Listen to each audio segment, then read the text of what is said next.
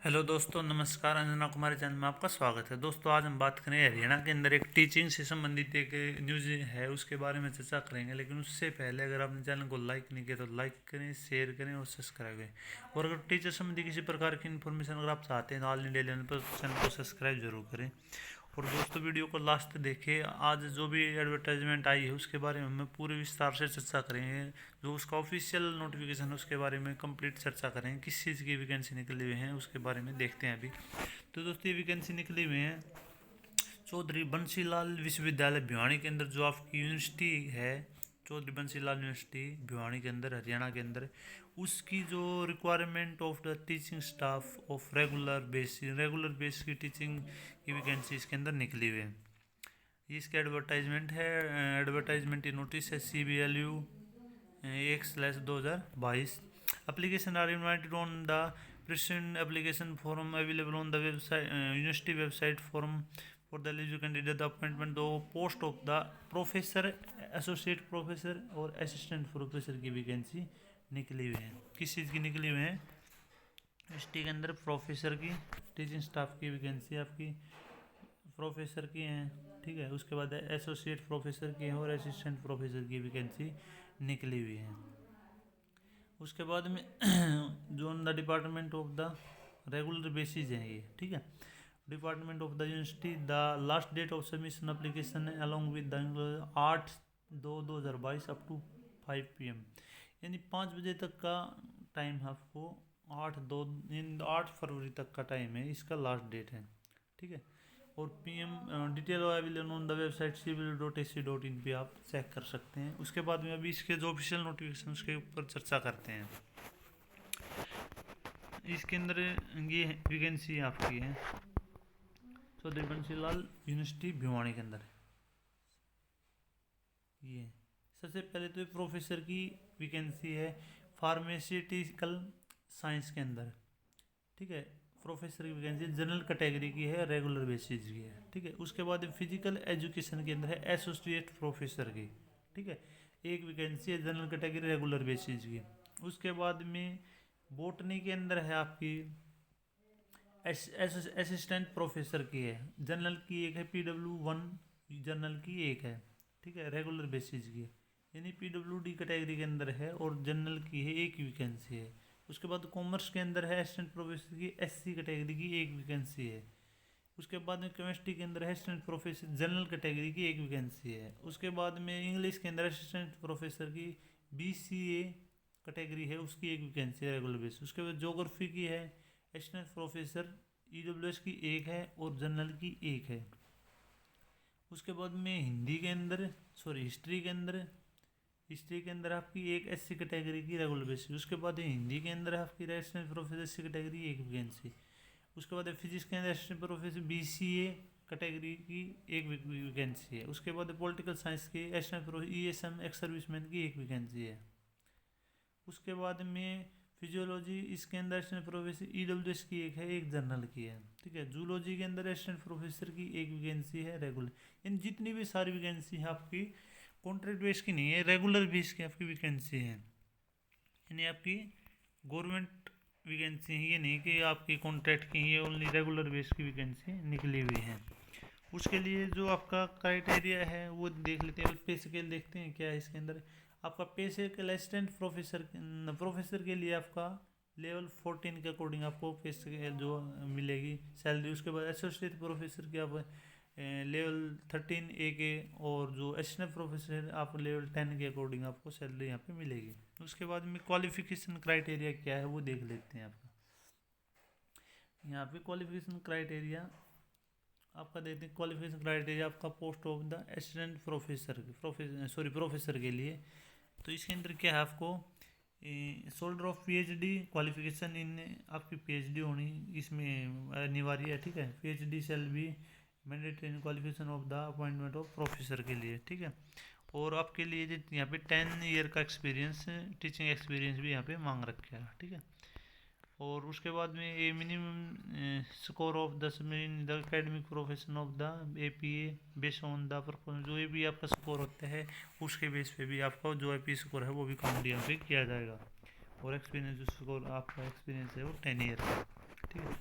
उसके बाद में आगे देखते हैं, ये आपका एसोसिएट प्रोफेसर की उसके अंदर है क्या है, ये good academic record of PhD in the concern lied relevant, ये थोड़ा दिखाई कम दे रहा है, ठीक है। और पीएचडी इसमें भी आपकी मैंडेटरी है, ठीक है।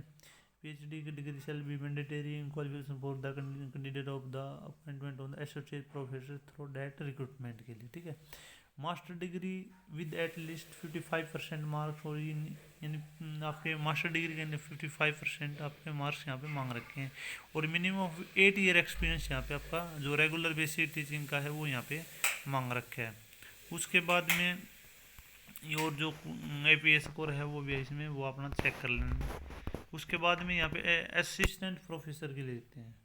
असिस्टेंट प्रोफेसर की अगर आपके लिए नेट है नेट नेशनल एजुकेशन जो टेस्ट का आपने क्वालिफाई कर रखा है तो वो भी इसमें आपका ज़रूरी है, ठीक है। PhD कर रखी है तो उसके अलग से आपको वो अलग नंबर मिलेंगे, ठीक है। और आपकी जो मास्टर डिग्री है उसके अंदर 55% marks on equivalent grade scale of at the master level के ऊपर आपको ये चाहिए, ठीक है। Minimum 55 marks in equivalent in previous system, ठीक है। और PhD कर रखे तो उसके आपको अलग से नंबर यहाँ पे दिए जाएंगे, ठीक है। और जो अलग कुछ कैटेगरी हैं जैसे SC ST और शेड्यूल कास्ट, उसके लिए 5% का वो है। अगर आपको जैसे नंबर 55 से कम है तो उनको यानी SC कैटेगरी उनके लिए कुछ है मतलब रिजर्वेशन है उसके, उनको अगर कम नंबर है थोड़े बहुत परसेंटेज तो उसके भी वो छूट मिलेगी उसको 5% की, ठीक है। यानी रिलेक्शन ऑफ 5% में भी provide 55% to 50% of marks on PhD degree holder you have obtained a master degree. यानी अगर PhD आपने कर रखी है जो 19 सितंबर 1991 का जो पीरियड के टाइम पे कर रखे है तो उसको 5% का रिलैक्सेशन दे रखे हैं, ठीक है। तो ये क्वालिफिकेशन का क्राइटेरिया था। उसके बाद में जो मार्क्स आपके किस प्रकार से वो किए जाएंगे वो इधर दे रखे हैं। जैसे आपके प्रोफेसर के लिए हैं, जैसे मिनिमम रिक्वायरमेंट है कितना है 400 नंबर का, ठीक है। उसके बाद टोटल मार्क्स इस 100 किस प्रकार से डिवाइड, एकेडमिक रिकॉर्ड किधर रखें, जैसे 25 नंबर है। UGC जो आपको पोस्ट ग्रेजुएशन के आपके 7 नंबर जैसे 50 से 60% है। उसके बाद ग्रेजुएशन के जैसे 60% एंड अब वो दे रखे हैं तो 10 नंबर हैं, ठीक है। MA के हैं आपके मास्टर डिग्री के आपके लेस देन सेट 55 से लेस देन 55 से 60 के बीच में है तो आपको 11 नंबर मिलेंगे, और 60 से अब हैं तो आपको 15 नंबर मिलेंगे, ठीक है। उसके बाद रिसर्च परफॉर्मेंस है, ठीक है। EF के 40 नंबर है, ठीक है। Domain knowledge and teaching skill के 18 नंबर हैं, ठीक है। उनमें से 5 नंबर आपके जैसे यहाँ पे क्या दे रखे हैं, 5 number on the successful defence on the 5 good sort of the research paper के, ठीक है। और एक्सपीरियंस के 5 नंबर हैं, ठीक है। इंटरव्यू के आपके 12 नंबर है, ठीक है। वो किसके मिलेंगे आपके कम्युनिकेशन स्किल के मिलेंगे, कॉन्फिडेंस लेवल, क्वालिटी और उस ओवरऑल पर्सनैलिटी जो आपको उसके नंबर मिलेंगे, ठीक है। ये जैसे ये नंबर दे रखे PhD रिसर्च के आपके 5 नंबर है, ये आपका चेक कर लेना। उसके बाद में एसोसिएट प्रोफेसर के यहाँ पे मिनिमम आपका स्कोर होगा वो 300 नंबर का होगा, ठीक है। टोटल पॉइंट 300 होंगे, ठीक है। 100 नंबर में क्या डिवाइड कर रखा है, ये जी वही प्रोसेस है कि आपके 25 नंबर तो एकेडमिक रिकॉर्ड उसमें 7 नंबर इसके होंगे, 50 से इसके, और 60 से अब वो हैं तो 10 नंबर हैं, 55 से 60 हैं तो 11 नंबर हैं MA के हैं, और 60 से ऊपर हैं तो आपके 15 नंबर हैं। रिसर्च परफॉर्मा के आपके 40 नंबर हैं, 18 ये इसी अकॉर्डिंग ये नंबर हैं। उसके बाद एक्सपीरियंस के 5 नंबर हैं, यानी वही प्रोसीजर उसी के अंदर है, लेकिन पॉइंट उसमें 300 उसमें 400 का। उसके बाद में नीचे चलते हैं, ये जो आपके PhD रिसर्च के 1 ईयर है तो 5 नंबर मिलेंगे, उससे ज़्यादा का वो अलग अलग वो दे रखे हैं, ठीक है। उसके बाद में आगे चलते हैं, अभी आ गया आपका असिस्टेंट प्रोफेसर के लिए, ठीक है। तो इसके अंदर ये दे रखा है आपके मिनिमम 100 मार्क्स है, ठीक है। इसके अंदर स्पेसिफिक सब्जेक्ट स्क्रीनिंग आपका टेस्ट होगा 100 नंबर का। उसमें क्या होगा 25% question will be from the journal awareness से आएंगे, ठीक है।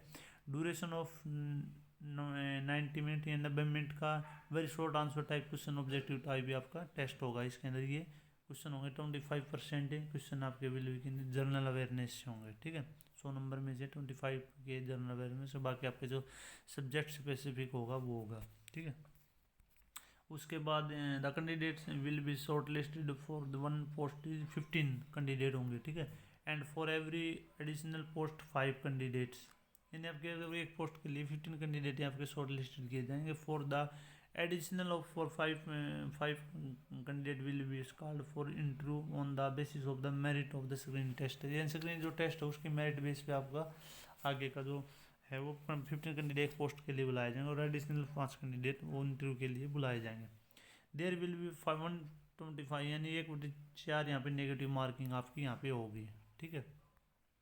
The syllabus for the test will be on the UGC NET CSR and the subject of screen test will be multiple choice question होंगे, यानी आपके सब्जेक्ट स्पेसिफिक होंगे या फिर जो आपके नेट का सिलेबस है या CSIR का जो नेट का है उसके अकॉर्डिंग ही आपका वो एग्जाम होगा, ठीक है।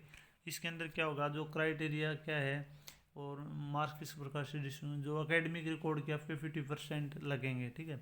उसके बाद असेसमेंट ऑफ डोमेन के 30% लगेंगे, ठीक है, ये knowledge and testing skill teaching skill के। उसके बाद सब्जेक्ट नॉलेज एंड पर्सनैलिटी के आपके 8% नंबर लगेंगे और इंटरव्यू परफॉर्म आके आपके 12% नंबर हो जाएंगे अभी, ठीक है, यानी 50 तो हो गए जो आपके एकेडमिक रिकॉर्ड उसके अकॉर्डिंग हो गए। उसके बाद में जो आपकी ये हो गए 30 नंबर 30% ये हो गए डोमेन स्किल टेस्टिंग के, और आपके सब्जेक्ट नॉलेज के पर्सनैलिटी के 8 नंबर ये हो गए, और ये हो गए, ये टोटल हो गए आपके 85 हो गए, और 85 हो गए फिर 100 हो गए, ठीक है। उसके बाद में जो आपके एकेडमिक रिकॉर्ड है उसके अकॉर्डिंग क्या नंबर लगेंगे वो दे रखे हैं। एकेडमिक रिकॉर्ड का क्या आपका +2 के आपके 5% का weightage of the will given when the marks are 60% है ना, अगर 60 या उससे ऊपर है तो आपके 5% वो लगेंगे। बैचलर डिग्री के आपके 60% ऊपर हैं तो 7 नंबर लगेंगे। मास्टर डिग्री 60% है उससे ऊपर हैं तो 10 नंबर लगेंगे। स्क्रीनिंग के आपके impact factor of based on the किस के ऊपर 15% जो आपका स्क्रीन टेस्ट होगा उसके लिए जाएंगे, ठीक है। उसके बाद में आपका Thomas return of the publication 1/2 marks of the impact factor maximum 5 marks, यानी आपके जो तुम पब्लिकेशन के हैं उसके आपके 5 नंबर है, आधा नंबर पर उसके इम्पैक्ट के अकॉर्डिंग आपका लगेगा। H इंडेक्स के 1 मार्क्स ऑफ ईच इंडेक्स में मैक्सिमम 3 नंबर तक यहाँ पे लग सकते हैं। उसके बाद मेडल्स मिनिमम 5 जो आपने कोई मेडल ले रखे है उसके अंदर है उसके तो आपके 5 नंबर यहाँ पे लिए जाएंगे मैक्सिमम। उसके बाद में गोल्ड मेडल जो उसके लिए 3 नंबर 5 नंबर ये अलग अलग दे रखे, जो टॉपर है उस अकॉर्डिंग वो दे रखे हैं, ठीक है। उसके बाद assessment of domain knowledge teaching के यहाँ पे 30 नंबर, जैसे असेसमेंट की कैसे हैं 30 नंबर, तो 30 नंबर ये कैसे हैं, पब्लिकेशन के 5 नंबर है, PhD के 5 नंबर हैं, पोस्ट डोमेस 3 नंबर है, ये यंग साइंटिस्ट प्रोजेक्ट 3 नंबर है, रिसर्च परफॉर्मेंस 3 नंबर है, पेटेंट 5 नंबर है, टीचिंग एक्सपीरियंस है 3 नंबर है, ठीक है। पब्लिकेशन के 5 नंबर दिए, कैसे कैसे होंगे वो इस प्रकार से नीचे दे रखा है। नेट PhD जैसे किसी ने नेट और JRF एंड PhD उसके अकॉर्डिंग कैसे नंबर मिलेंगे, अगर आपने ओनली नेट और PhD है तो कोई नंबर आपको नहीं मिलेगा, नेट है या PhD है। अगर नेट एंड PhD दोनों कर रखे हैं तो आपको 5 नंबर यहाँ पे दिए जाएंगे, ठीक है। और यहाँ पे JRF और PhD बहुत दोनों हैं तो आपको यहाँ पे 8 नंबर यहाँ पे मिलेंगे। अच्छा, पोस्ट ऑफ डॉक्टरेट के मैक्सिमम 3 नंबर यहाँ पे दे रखे हैं। यंग साइंटिस्ट के यहाँ पे 3 नंबर वो किस प्रकार से डिस्ट्रीब्यूट, यानी जो नंबर है वो किस प्रकार से डिस्ट्रीब्यूट कर रखे वो दिखा रखे, ऊपर जो नंबर मिल रहे हैं PhD के नेट के वो डिस्ट्रीब्यूट किस प्रकार से कर रखे वो अलग अलग यहाँ पे दिखा रखे हैं, ठीक है। टीचिंग एक्सपीरियंस किस हिसाब से मिलेंगे वो नंबर इधर दिखा रखे हैं। तो इस प्रकार से जो नंबर है वो टोटल करके 100 है, इस प्रकार से कर रखे हैं कि इसमें कितने नंबर मिलेंगे। तो ये आपकी हैं प्रोफेसर की हैं, एसोसिएट प्रोफेसर की हैं और असिस्टेंट प्रोफेसर की, तीनों अलग अलग प्रकार की। इसके अंदर कितनी वैकेंसी हैं वो हैं आपकी, एक जैसे असिस्टेंट प्रोफेसर की है, एक आपकी एसोसिएट प्रोफेसर की है, और 14 वैकेंसी जो आपकी हैं अलग अलग सब्जेक्ट की असिस्टेंट प्रोफेसर की यहाँ पे निकली हुई हैं। ऑन द रेगुलर बेसिस ये आपकी अपॉइंटमेंट है, तो आपके लिए अच्छा मौका है। जिन्होंने नेट कर रखा है या फिर जो PhD कर रहे हैं उनके लिए अच्छा मौका है क्योंकि उसके अलग से नंबर आपको मिलेंगे, और ज़्यादातर जिन्होंने नेट कर रखा है और PhD भी कर रखे है तो उसके उनको अलग से बेनिफिट मिलेगा, ठीक है। उसके बाद में जो इसका फ़ीस देख लेते हैं, क्या फ़ीस का क्या प्रोसीजर है। यहाँ पे फ़ीस जो है यहाँ पे जनरल कैटेगरी के लिए यहाँ पे जैसे मेल है या किसी स्टेट से कोई फीमेल है या मेल है उसके लिए 1000 रुपये की फ़ीस है। ठीक है, मेल फीमेल, मेल की जनरल कैटेगरी मेल है या फिर अदर स्टेट से फीमेल है मेल है उसके लिए 1000 रुपये की फ़ीस है। उसके बाद हरियाणा के अंदर है SC BC BCA और EWS candidate of Haryana state only, male candidate के लिए यहाँ पे आपका 250 रुपये है। उसके बाद फीमेल ऑफ हरियाणा के लिए 500 रुपये है। ठीक है, जो जनरल कैटेगरी से फीमेल, और SC BC EWS reservation category से उसके लिए 250 रुपये है। ठीक है, और फीमेल के लिए यहाँ पे 125 रुपये है। हरियाणा जो SC BC EWS कैटेगरी से उनके लिए 125 रुपये फीस है। और PW हैंडीकैप या एक सर्विसमैन उसके लिए कोई फीस यहाँ पे नहीं है। अच्छा, उसके बाद में applying before applying the post candidate are advise to satisfy themselves, अगर उससे पहले अप्लाई करने से पहले जो अपना क्राइटेरिया है वो अपना चेक कर लेना। No DATA will be paid to the candidate teaching attending of interview के टाइम पे कोई आपको TADA नहीं दिया जाएगा। ठीक है, जो एक्सपीरियंस है वो भी अपना देख लेना, जो भी एक्सपीरियंस यहाँ पे मांग रखे है वो मैंने बता दिया, बाकी आप अपना चेक कर लें। ठीक है, उसके लिए आपको क्या करना पड़ेगा वो एक बार मैं आपको बता देता हूँ। यहाँ पे आपको ये जो इसका प्रोसीजर है वो ऑफलाइन का है। ठीक है, यहाँ पे ऑफलाइन आपको फॉर्म भेजना है, यूनिवर्सिटी साइट पे दे रखा है, वो आपने डाउनलोड करके भर के उसके साथ में जो भी डॉक्यूमेंट अपना साथ में अटेस्ट करके और फोटो उसके साथ में वो भेजना है। Document to brought at the time of interview के टाइम पे क्या क्या डॉक्यूमेंट यहाँ पे लेके आने हैं, ठीक है, वो देख लेना। ऑल ओरिजिनल सर्टिफिकेट इंटरव्यू के टाइम पे जैसे कि लेना, all original certificate document tension of the education qualification के एक्सपीरियंस के Haryana domicile and other document submitted at the point application form including complete research जो भी है वो अपना लेके आना है। बुक जो भी आपने छुपा रखा कुछ भी है जो इंटरव्यू टाइम पे आपको लेके आना है। Candidate who are in employment in government semi government या किसी के अंदर है, ये नो जॉब ऑब्जेक्शन सर्टिफिकेट है जो वो आपको लेके आना है। Candidate who have already applied against this university advertisement 2020 need not to apply, however such candidate may update your biodata in application form giving preference in there. इन्होंने जिन्होंने ये एडवर्टाइजमेंट 2020 के अंदर निकली हुई थी उस टाइम पे अगर इन्होंने नहीं किया है तो उसका अपना दोबारा से उसको अपडेट कर दें, उसके लिए कोई अलग से वो भेजने की उसको ज़रूरत नहीं है, उसी को अपडेट करेगा biodata giving preference there previous application के बेस पे ही उसका वो होगा। ठीक है, बायोडाटा ही भेजना, उन्हें कुछ अचीवमेंट अलग से कर रखे हैं। द एप्लीकेशन डली filled in the previous form downloadable form of the university website www.value.in along with the required document must reach in the university office of before 8/2/2022 तक। यानी ये जो डॉक्यूमेंट है आपने क्या करना है, ये सभी डॉक्यूमेंट जो फॉर्म है यूनिवर्सिटी की साइट से आपने यहाँ पर डाउनलोड करना है cblu.ac.in पे। ठीक है, यहाँ से आपने ये फॉर्म डाउनलोड करके और ये 8/2/2022 तक 5 बजे तक एट द बिलो एड्रेस क्या दे रखे हैं, the name of the post must be maintain on the top of the employees application. यानी जो अपने टॉप पे जो एप्लीकेशन जो अपने एम्प्लॉय भेजेंगे या फिर जो फॉर्म भेजेंगे उसके ऊपर भी, और जो एम्प्लॉय भेजेंगे बाहर का जो लिफाफा होता है उसके टॉप पे भी आपने जो अपनी पोस्ट है वो लिखना है, किस पोस्ट के लिए आप अप्लाई करें हैं, प्रोफेसर के लिए, एसोसिएट प्रोफेसर या असिस्टेंट प्रोफेसर के लिए। Application received after due date last week rejected कर दिया जाएगा, यानी आपको बाद में नहीं लिया जाएगा, तो आप 5 तारीख तक आपने भेजना है। अच्छा, फीस का आपको किस प्रकार से वो करना है, वो आपने उसके लिए DD बनवाना है। ठीक है, और वो उसके अंदर DD बनवा के उसके साथ में वो करके भेजना है। एक बार मैं आपको वो प्रोसेस बता देता हूँ।